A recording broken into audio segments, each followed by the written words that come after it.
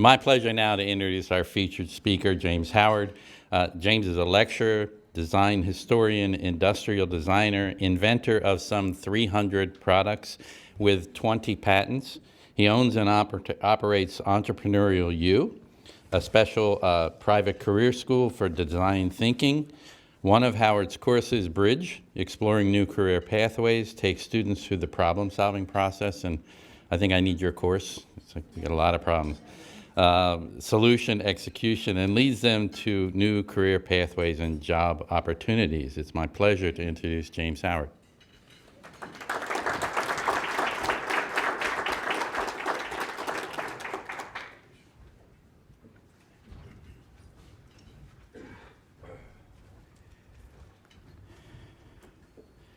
Good afternoon, everyone.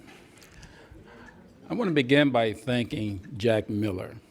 He's the reason why I'm here now. I had the pleasure of spending a day with Jack at my office and over lunch, and I'll be very transparent with you. When I came in and Alice told me that, Jack was the one that brought me to the chamber, I'm saying to myself, Jack Miller, I know that name. And then when I saw that tall, soaring, attractive face of a body right there, I put it all together. So thank you so much, Jack. Appreciate it. My pleasure. Well, I'm James Howard, and I'm on a mission to build the country's first museum dedicated exclusively to the pioneering genius and immortalizing the pioneering genius of African-American inventors for the past 400 years. And I've been given about 20 minutes to tell you that story. So we're going to start on the front end of it. We're going to take ourselves back to the 1980s, where I decided to leave a well-paying job. Had just gotten a pay increase of $14,000, had just been appointed the head of the design program and the engineering program, and had just purchased a brand new home, had just found out that my wife was pregnant with our first child, and had just bought a brand new car. So with all of these new things happening, what do I decide to do? Leave a job of 7 years, a secure job of 7 years, to start my own industrial design practice. But with so many things going against me, there was no option but to proceed and be successful. So that journey started in 1987, and we fast forward to 1990. By that time, I had acquired accounts for the likes of Colgate-Palmolive, Coca-Cola, and the CIA. Had designed tons of products for all of those entities, and if I told you what I had designed for the CIA, I would have to detain every single one of you for the duration of the day. But in that experience, I had one thing happen to me that I found quite revealing, somewhat epochal. I had designed an award-winning blow dryer for Conair, okay? I got a patent on it. It was about my 8th patent by that time. Got a patent on it, and it was highly successful. And a few years later, I'm courting an electronic manufacturer from New Jersey for a big contract in the hundreds of thousands of dollars. And we're 99% of the way there. And suddenly I get a fax. We were still faxing during that time, right? I get a fax from this director of engineering saying, James, I'm sorry, we're pulling back on the account. We're not going to give you this account. So naturally, I hop on the phone and ask why. And the gentleman tells me, he says, James, while we were vetting companies, the last company we vetted, right after we decided we were going to work with you, was a company in New York that happened to have had your blow dryer on their mantle. And when we questioned them on it, they told us that you were lying, you were an imposter, and there's no way you had anything to do with this blow dryer. And I'm thinking to myself, okay, it can be an honest mistake, what have you, maybe they did something similar. So I dug into the weeds, and I understand, and I learned that sure enough, it was my blow dryer. So when I offered to fax this gentleman a copy of my patent, right, this is what I got back. I'm sorry, James, I see you did in fact design the blow dryer, but the truth of the matter is, I don't know who to believe. I don't know who to believe. So I sat on that. You fast forward, a few years later, I got my handy little reminder of my notes here. You fast forward, I started a design history course, and I go on the lecture circuit, lecturing about black inventors. And at that time, there was still much that I had to learn. So what did I learn in my lectures? I stumbled upon a Benjamin Montgomery, who was one of the first black inventors who was denied a patent simply because he was black and a slave. And even his master, the brother of Jefferson Davis, his master could not get a patent on his behalf, right? And then I learned about, in 1888, Ellen Eglin, a domestic Washington servant from Washington, D.C., who had designed and patented a clothes wringer that revolutionized the laundry industry at that time. If you can just sort of picture that in your head, the laundry industry at that time. And Ellen Eglin would sell her patent for $18 and receive 0 franchise for her efforts. And when asked a few years later why she sold it for so little money, Eglin would reply, "You know I am black, and white women would not buy my clothes wringer if they knew it was designed and patented by someone of color." Her words. This is during the 90s when I'm on my lecture circuit. Now you advance to the year 2016, and I'm grocery shopping, and I'm standing in the aisle like we all do, and suddenly I see a Time magazine article on the front page, special article, special issue, Time magazine's 100 top American inventors for the past 100 years. Okay. I pick it up, I thumb through it, front to back. I don't see a single black face, not one. So I go home. I said, you know what, maybe I'll rush through it. So I uplifted myself from my bed at 2 in the morning. That is just how much that bothered me. And I went and looked at that magazine again. This time I purchased it. I should have purchased it the first time. I could have got some sleep that night, right? But I thumbed through it a second time, and I still don't see a black face, but then I decided to read the preface, and inside the jacket on the preface, it explains why they did not include George Washington Carver in small print, why they did not include him. And then I looked to the back page, on the very last page, all the way at the bottom, 2 black pioneers, both in the medical science field, and both could pass for white. I can't make this up. And I'll mention the names now, and if you know any of these pioneers, you'll be shaking your head in agreement. Dr. Charles Drew and Dr. Daniel Hell Williams. They were the only 2 in there, right? So that kind of begins to weigh on me. I'm thinking back to my own experience where I am denied a $100,000 contract because this gentleman can't believe me over foolproof, and someone was calling me a liar and an imposter, right? Then I'm thinking back to the Montgomerys, Benjamin Montgomery and Ellen Eglin, and I'm saying to myself, something just ain't right. Something just ain't right. So we fast forward. Now it's the year 2019, and I'm looking at the celebration on the lawn in the Washington Capitol of the opening of the African American Cultural Museum, Smithsonian African American Cultural Museum. It was 3 hours. 3 hours. And I chose to look at it at nighttime, around 11 o'clock. 3 hours. So what time is it when I'm done?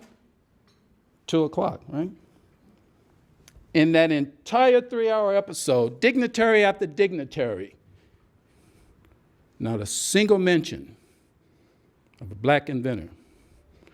Now, the late, great John Lewis did happen to mention, as he is speaking somewhat indirectly, the word George Washington Carver came out of his mouth, but it was not a point of emphasis of black innovation.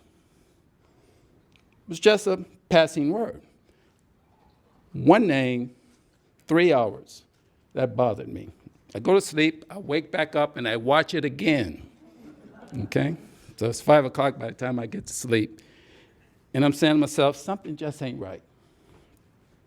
So you fast forward, COVID has set in. At this time, I am operating one of the most successful tea rooms in the entire state called Cozy Cupboard Tea Room. It was on Madison Avenue in Convent Station. And COVID shut down my tea room. Right? At this time, I'm operating Entrepreneurial U, that Bill mentioned, and COVID shut that down, brought it to a screeching halt. So I said to myself, I have to do something to stay busy. So what did I decide to do? I decided to sort of go on the lecture circuit virtually. I was introduced to this very annoying thing called Zoom, and have since become a surrogate father of Zoom ever since. But there was one gentleman by the name of Dale Caldwell, I apologize, and Dale had asked me to be on his television show. And it was talking about my experience as a designer and an inventor and a historian.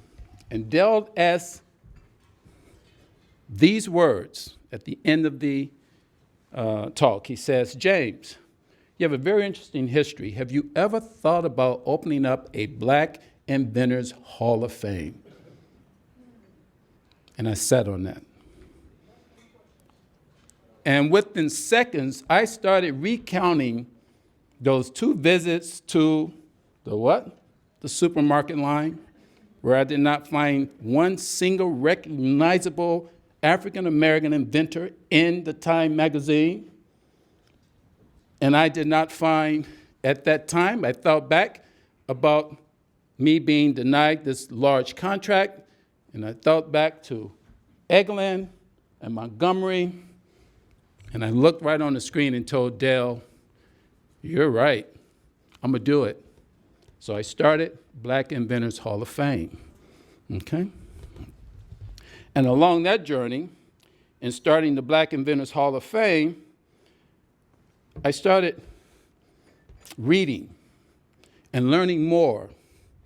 And I had learned that George Washington Carver definitely should have been in that magazine, because in 1941, they had held this man as the Black Leonardo.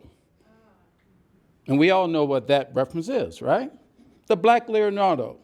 But yet, nearly 70 years hence, or more than 70 years hence, he's not even mentioned in the magazine. So I started putting 2 and 2 together, and I says, James, listen, all of this bitterness isn't going to get you anywhere.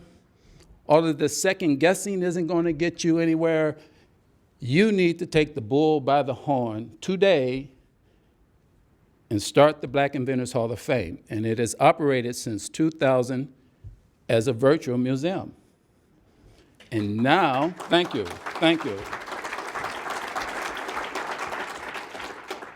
And now, due to the fact that many of our stories are untold, many of our stories are forgotten, many of our stories are challenged, maligned, like that of Benjamin Banneker.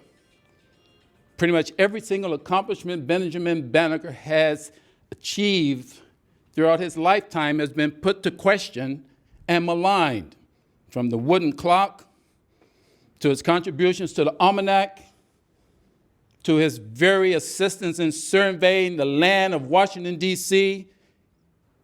Every aspect of it has been maligned and questioned. And many untold stories have simply been sequestered. But members of the Princeton Chamber of Commerce, I'm here to tell you right now as I stand here, sequestered no more. The Black Inventors Hall of Fame Museum and STEAM Learning Center will be located on Broad Street in Newark. And thank you.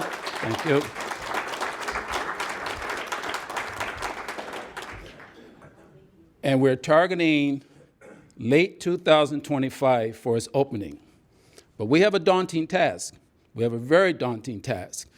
In fact, Arthur Demerick, who is a leading historian with the Smithsonian Institute and their Lemelson Center for Innovation, when Arthur first learned of what I was trying to do, he sends me a lengthy email, that thick, literally that big. And he closes it at the bottom by saying, James, you know, trying to open up a museum short of a Smithsonian museum is a very daunting task. And I wrote back to Arthur a very short statement saying, yes, Arthur, it's the daunting aspect of that task that is propelling me to do what I'm doing. Sorry. And since then, he has brought me in front of all the key people at the Smithsonian. On March 10th, I'll be taking my entire board, my executive board, and my museum planning board to the African American Museum in Washington. And we're going to take a 2-hour tour with the Director Kevin Young. And while I'm on the subject of the African American Museum, when I take you back to that 3-hour episode when they were talking about all the contributions that the museum would do and all the things that it would do, this is the one thing that I noticed was problematic. There were too many stories of our rich music history, too many stories of our rich sports history. But I'm here to tell you, the African American specimen in this country is much larger than just musicians and athletes. Brilliance. Just during the golden era of innovation in this country, which is defined as the 1870s to 1940s, African Americans applied for more than 55,000 patents. 55,000 patents. We are rich and we are large, and I want to use the Black Inventors Hall of Fame Museum to help tell that story. It is too important not to. And why do we do it, you ask? But I just had a conversation with my friend over there with the golf tee. Bob? Ed, I apologize for that. Just had a conversation with Ed on why we do this. And we do it for the kids. We do it for today's youth. Today's underserved youth, it is necessary that we create a platform and we create a conduit for them to be able to reach great heights in the field of STEM. Right? And this is an undeniable statistic. If you don't believe why it's so important to do this, when we level the playing field and we balance the distribution of wealth, particularly in the sciences and technology, right? Our gross national product can be increased to the tune of more than $2 trillion. There have been numerous studies on that. This is why this is so important. So when the Black Inventors Hall of Fame Museum does eventually exist, all right, I've been taking a little checklist and I've been making note of every single organization I come across over the past year, and I'll be extending a personal invite to the Princeton Chamber of Commerce because it will exist. We're on a pathway to making that happen. And I just thank the Lord that He has handed me the baton to finish that race that the African American Museum and Cultural Center should have actually started. But in that 400,000 square foot megatropolis of a building, and I'm sure many of you have been there, they chose, for some reason, not to highlight the glorious accomplishment of African American inventors. There's things in there about our slavery past. There's things in there about the civil rights. Rightfully so. This is a rich aspect of where we've been over the past 400 years. But nothing short of one exhibit on Boystad, Henry Boystad from Ohio, the inventor of the bedstead that had a special high rail and a special rails for beds, right? The Henry bedstead. They had his bed on display. Other than that, nothing about our history. So I thank Director Young, and I thank Lonnie Bunch, and I thank everyone who had anything to do with that building, because if they had just put aside maybe 30, 40,000 square feet of space to tell our rich, illustrious history of black innovation in this country, Jack, I don't think I would have been as incentivized to carry this baton. Because I don't know about you, but when I'm in the supermarket line at 11 o'clock at night, I like to go home and get my sleep. And so, to this very day, I continue to be incentivized, but the incentive is being able to see the reward, being able to see the prospects of the reward of having kids from all over the country, right, visit the museum. And if they can't get there, I need to let you know this. We plan on building the museum on the mainframe of the metaverse.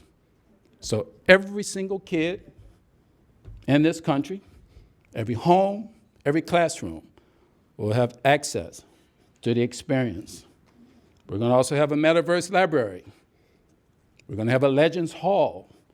We're going to have a hall dedicated to Elijah J. McCoy, the great prolific inventor who, after getting his certification as a master engineer, was told that we do not hire blacks as engineers.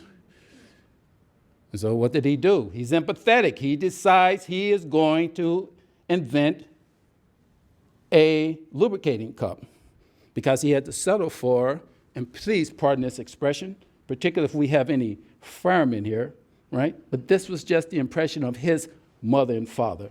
This lowly assignment as a fireman on the train station because they wanted their son to get his rightful place as a master engineer, which he had earned. But he worked as a fireman, and every time the train would come in, he would notice that it would have to sit there for hours and hours and hours just to be lubricated. That's a loss of money. That's a loss of money. And due to his lubricating cup, it transformed that entire industry. But yet, 40 years hence, when a gentleman by the name of Abrams decides that he's going to write the ultimate book, penultimate book on the history of locomotion in this country, right? Guess who he excluded? Yes, he purposely excluded the contributions of Elijah J. McCoy. And that's really sad because so successful was his product that rather than people buy it, because that was his intention initially, everyone told him no because he was black. But yet, they designed and engineered it anyway. There were so many knockoffs of Elijah J. McCoy's lubricating cup that those in the know would walk into the store looking to purchase a lubricating cup for their locomotive, and then they would stop the salesman and go, oh, hey, by the way, is it the real McCoy? And that's where that expression came from, because they knew just how superior Elijah J. McCoy's lubricating cup was. So when you visit the Black Inventors Hall of Fame Museum and STEAM Learning Center, you will find a locomotive, a life-size locomotive from that era. And guess what else you'll find? One of his lubricating cups. That's a key mission of mine. So I think my 20 minutes are almost up, but I want to close by actually stating what another gentleman, VJ, where are you, VJ? Where's VJ? Is right there. VJ just reminded me of a close that I used to make all the time to my students at County College of Morris, where I was a full-time professor for 16 years. At their graduation, or their last day with me, I would look at my students. And I would tell them what they're about to get into, blah, blah, blah. It's not too late to change your mind. I would tell them all those things, right? But I would close by quoting what my mentor, Sambo Mockbee, a professor at Auburn University, he has since died from cancer, but Professor Mockbee created a program called the Rural Studio. And he would have his students design and build houses and public spaces, right, for the community. And I don't know how many of you are familiar with Auburn University, but just a stone's throw from Auburn happens to reside one of the poorest neighborhoods in the entire country. And Sambo's mission was to have his students contribute to uplift that community. Sambo would close graduation ceremonies by advising his students to proceed and be bold. Proceed and be bold. And ladies and gentlemen, this is the emphasis, right? And this is the mantra that I have carried ever since I first learned of that over 15, 20 years ago. I've continued to carry that mantra, and now I'm in great position to simply practice what I preach. I'm proceeding, and by God, I'm being bold. Thank you.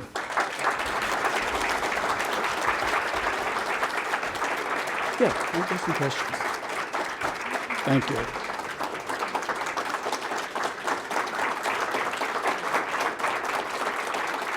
Thank you. Do I have a question back there? Go ahead. Mm-hmm. Mm-hmm. I just wanted to say what you shared shows the cost to our society of discrimination, right? And people act like discrimination is a good thing for society, or some people It really isn't. no, that it costs economically, Yep. it costs ethically, and in so many ways. So I thank you so much for that. Thank you. When you first started talking about the Hall of Fame, I would want to make the pitch for Trenton, and I heard Newark, Mm-hmm. our sisters in Newark. Mm-hmm. Something falls through. Please come and You know, I love what you're saying because I am keeping all of my options open, and the truth be told, I did have Trenton in my scope. I appreciate that. Proceed and be bold. Oh, yes. Not, oh, yeah. I'm not going to play poker with you. I can tell you that right now. Oh, I know that. There will be a lot of great reasons to come to Trenton. is the whole issue, and thinking about Lonnie Bunch as the first Mm-hmm. American head of the Mm-hmm. if you can have your Black Inventors Hall of Fame fall under the umbrella of the Smithsonian to get that Mm-hmm. thing, that might be a possibility, or maybe it's not, but anyway, I just want to thank you Yeah. for what you're doing. No, I appreciate that. And to answer your question directly, we're having conversations with them right now about becoming an affiliate of Smithsonian. Yes, and that's one of the things we're going to discuss over lunch why we are there on March 10th. Yes. Yes. I just have to say that thank you for such a wonderful story and for moving forward. In the Museum in Washington, I found it interesting that the defibrillator does not have Dr. Levi Watkins Jr.'s anything around Yeah, it. around it. And so I hope that if you have a defibrillator, Mhm. that you will give homage to that African American. I certainly will. I'll be giving homage to him, and I'll be giving homage to all of the great medical pioneers from Dr. Drew, as I mentioned previously, and Dr. Daniel Hell Williams, and even a present doctor right now who is doing amazing things, right? Amazing things.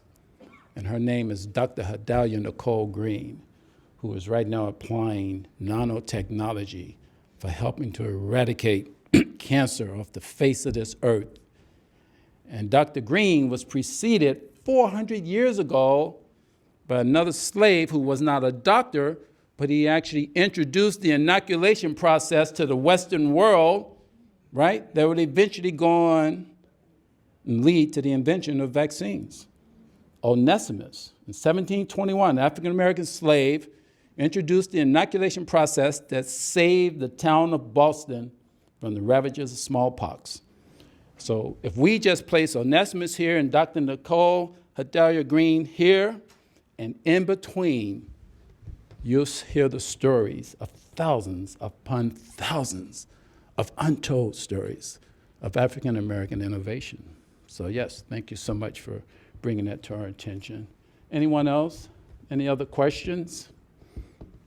Yes. Have you talked to the Hall of Fame of the General Hall of Fame Inventors about integrating more minorities and not just black minorities, we have women, we have Asians, and so on, into the Hall of Fame? One, and then two, did you ever call Time Magazine and ask them why they I'm glad you mentioned that, because I still plan to actually contact, and I suspect it was a young writer and a young editor who just wasn't somewhat sensitive even to the selections they were making. I think they should be a sponsor. Thank you. I appreciate that. But I do want to get to your question directly about the National Inventors Hall of Fame. They are one of our strategic partners. They're one of my first strategic partners. And just a little over a year ago, they asked me to join them in the design and curating of their first ever Black Inventors Exhibit Hall. And that exhibit hall will have its opening house this month, okay, in Alexandria, Virginia. And there you will see an exhibit dedicated to the Black Inventors experience. And they just did something very important, okay? Two things I mentioned, then I'll close. First of all, in 1973 is when they started the National Inventors Hall of Fame. It took 19 years for them to induct their first black inventor. 19 years. Now chew on that, but think forward. It took them 50 years before they inducted their first black female inventor. And that took place just last year, right? Dr. Marian Croak from Google, head of Google engineering globally, and the late, great Dr. Patricia Bath. In fact, my medical science hall is named after Dr. Patricia Bath. And her daughter is going to bequeath to me enough of her artifacts so that I can recreate a life in the day of this amazing woman at the exhibit hall. So thank you so much for asking about that. We have a great relationship with the National Inventors Hall of Fame. And I would be remiss if I didn't also make note of this. I do an annual induction ceremony. So if any of you want to suggest or recommend any African-American inventor, present and past, just go to my email and send me your recommendation. My first induction class included Dr. Patricia Bath, included Granville T. Woods, included the likes of the great present day Dr. Gladys West, who is one of the oldest living present legends in black invention. She is affectionately regarded as the mother of GPS, okay? So it included those types of people, Dr. Charles Drew and so forth. And I had the pleasure of doing that induction on the 100th commemorative anniversary of the Tulsa race riots down in Tulsa, right on the Tulsa campus. So it was a pleasure. Thanks for bringing that up. And again, it was an absolute pleasure, everyone. Thank you.